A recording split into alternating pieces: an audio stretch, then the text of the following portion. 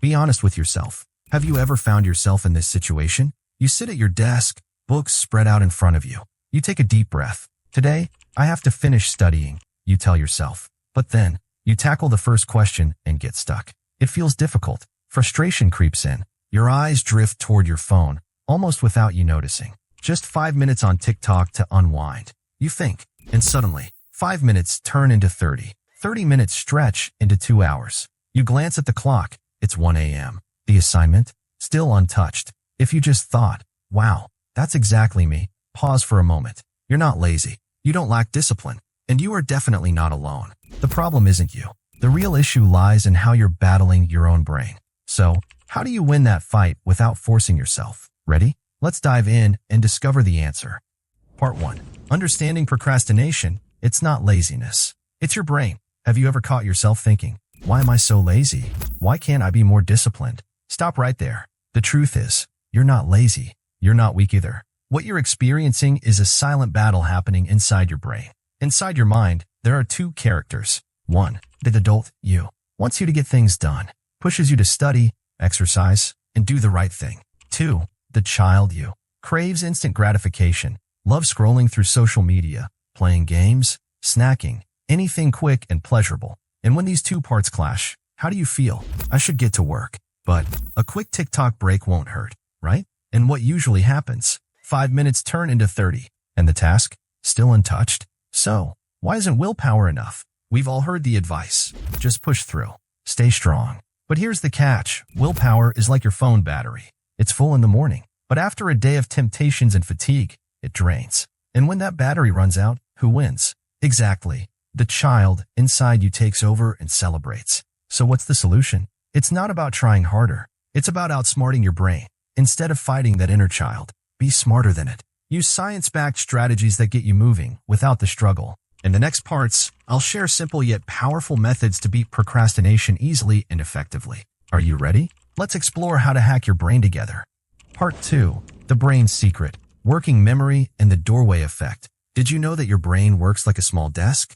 On that desk, known as your working memory, you can only place about 4 to 5 items at a time. Now, imagine this. On one side, I need to study. On the other, TikTok sounds fun. Maybe grab a snack. I should reply to that text. What about one quick game? When your desk gets cluttered, what happens? Your brain becomes overloaded, and you instinctively choose the easiest option. And what's usually the easiest? Grabbing your phone and diving into a world of endless scrolling. So, how do you clear off your working memory? It sounds almost too simple. Change your environment. Ever had this happen? You walk from the living room to the kitchen and suddenly forget, wait, why did I come in here? That's the doorway effect, a psychological phenomenon showing that when you walk through a doorway, your brain automatically resets your short-term memory. How to use the doorway effect to beat procrastination. When you feel yourself starting to procrastinate. 1. Stand up and step away from your spot. 2.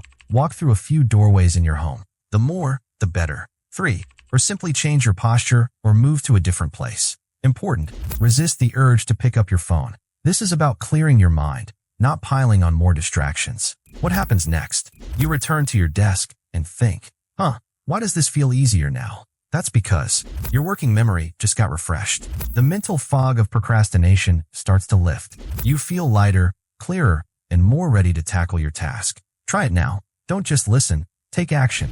Stand up. Walk through a few doors. Breathe deeply. Come back. You'll be surprised how much easier it is to get started. Sometimes, the solution to a mental block is simply stepping outside of it. Part 3. The next best thing strategy. Don't fight it. Go around it. Have you ever heard the phrase, just get started? It sounds simple, but how does it really play out? You sit down, stare at a mountain of work, and think, this assignment will take 5 hours. Ugh, I'll just do it tomorrow. That right there is the problem. Your brain hates tasks that seem overwhelmingly big. When faced with something that looks massive, it instinctively switches to avoid mode. So, how do you outsmart it? Ask yourself one magic question. What's the next best thing I can do? Not, I have to study for 5 hours. Too overwhelming. But something like, just open the book, read one paragraph, write a single sentence. Why does this work so well? Starting sounds good in theory, but often, it still feels too hard. Completing a small task, however, taps into your brain's reward system, releasing dopamine the chemical that makes you feel good and want to keep going. Here's where the magic happens. You read one paragraph. You think, hey, that wasn't so bad. I'll read one more to round it out. Then you write a sentence and another and another. Before you know it, whoa, I've actually made some solid progress. The secret is this. You're not forcing yourself to climb a mountain. You're just taking one small step, then another and another. And suddenly, that massive task feels manageable. Your challenge. Right now, ask yourself, what's the next best thing I can do?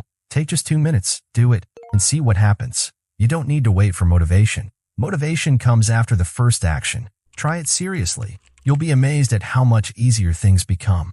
Part 4. The Action Ladder Tool. Simple yet powerful. Imagine this. You're standing in front of a tall wall. On the other side lies the task you need to complete. Trying to jump over it? Too hard. You'll likely give up. But what if you had a ladder with small, easy-to-climb steps? You'd get over it much more easily. So what is the action ladder? It's a strategy where you break down a big task into the simplest steps. So easy that you can't say no. Here's how to do it. 1. Write down what you need to do. Example, study for a class. 2. Identify the smallest step you can take right now. Example, just open your laptop. 3.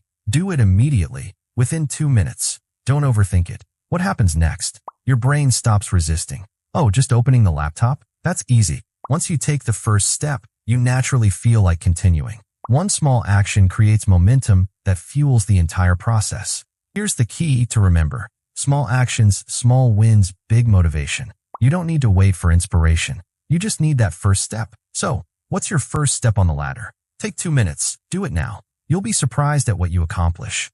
Part 5. The 5-minute challenge. Are you ready to try it? By now, you understand why you procrastinate, how your brain plays tricks on you, and the strategies that help you take action without forcing yourself. But let's be real, knowing something is just knowing. Action is what changes everything. So, are you ready to try it? I challenge you to 5 minutes. Just 5 minutes, so short you can't say no. Here's how it works. 1. Pause this video. 2. Think of one task you've been putting off. Studying, cleaning your room, sending that email, anything. 3. Ask yourself, what's the next best thing I can do? Open your book, write one sentence, pick up one piece of clutter, or any tiny action you can do right now. 4. Do it for just 5 minutes. That's it. What will happen? You'll realize, hey, this isn't as hard as I thought. Most people don't stop after 5 minutes because momentum kicks in. Even if you only do those 5 minutes, you've already won. Why? Because you just broke through the wall of procrastination that once felt impossible. Finished? I want to hear from you. Come back to this video. Drop a comment. I did it. Insert what you did. That feeling of accomplishment, even from a small task, feels amazing. Trust me. And who knows? Your comment might inspire someone else who needs that extra push.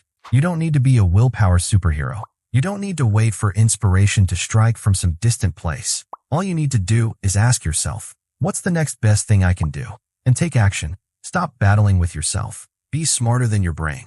Don't let thoughts like, I'm not ready, or I'll do it tomorrow hold you back. Because the difference between dreaming and achieving is just one small action taken right now. This isn't just a video. It's a reminder. You are stronger than you think.